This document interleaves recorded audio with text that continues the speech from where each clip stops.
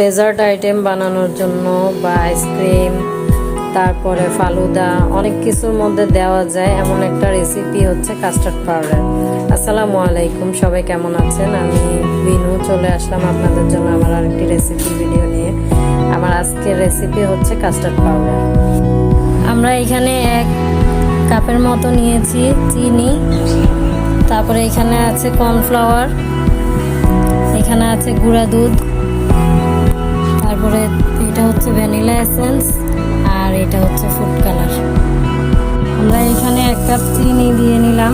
এই চিনিটাকে আমরা ভালো করে গুঁড়া করে নিব। এখানে 3 টেবিল চামচের মতো কর্নফ্লাওয়ার দিব,